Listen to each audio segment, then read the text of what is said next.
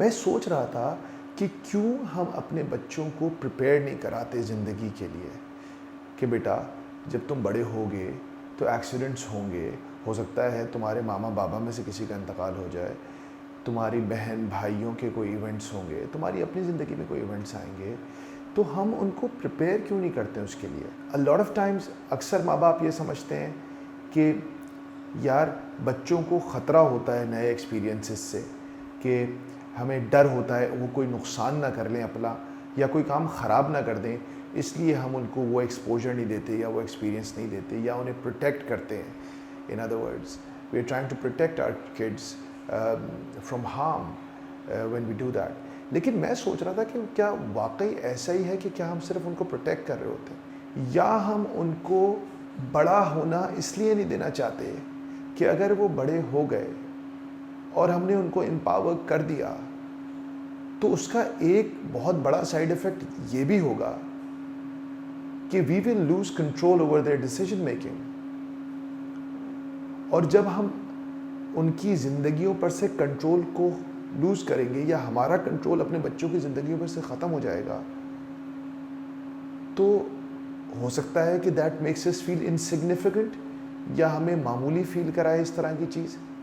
یا ہمیں کم وقتی کا احساس ہو کہ یار یہ میرے بچے، میں نے زندگی کا سارا کچھ ہی ان پہ لگا دیا، تو اب میرا اتنا تو رائٹ ہے نا کہ میں ان کے اوپر ایک کنٹرول کروں ان کی زندگی کی چیزوں کو. یہ کس سے شادی کریں، کس یونیورسٹی میں جائیں، کہاں بیٹھیں، کہاں اٹھیں، کیا کھائیں، کیا پئیں، یہ سب میری مرضی سے ہونا چاہیے. اتنا پیسہ لگایا، اتنا وقت لگایا، اتنی محبت لگائی ہے. بحیثیت پیرنٹ ایک مثال جو ہمیں اپنے دماغ میں ہمیشہ رکھنی چاہیے، ایک انالوجی ہے بڑی خوبصورت، میں نے کتاب میں پڑھی تھی. پیرنٹ اور بچوں کا ریلیشن شپ ایک بیج اور زمین اور سوائل کے جیسا ہوتا ہے. جو زمین ہوتی ہے وہ اس بیج کو اپنی گود میں، اپنی آغوش میں، اپنے سینے میں رکھتی ہے اور اس کی پرورش کرتی ہے. لیکن زمین کبھی یہ نہیں چاہے گی کہ وہ بیج ہمیشہ زمین کے اندر ہی رہ جائے.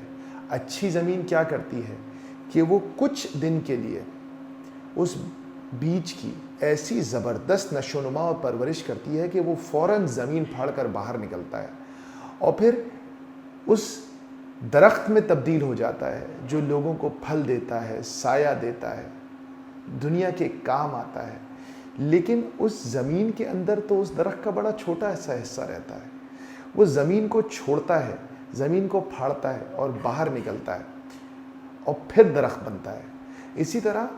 ماں باپ اگر بچوں کو اپنی آغوش میں دبائے بیٹھے رہیں گے تو وہ کبھی درخت نہیں بنیں گے، وہ کبھی سایہ نہیں دیں گے، وہ کبھی پھل نہیں دیں گے. اس کے بارے میں سوچیں اور اپنے آپ سے اور اپنے گھر والوں سے سوال کریں کہ کیا ہم اپنے بچوں کی اس طرح پرورش کر رہے ہیں جس طرح زمین ایک بیج کی کرتی ہے. السلام علیکم ورحمۃ اللہ.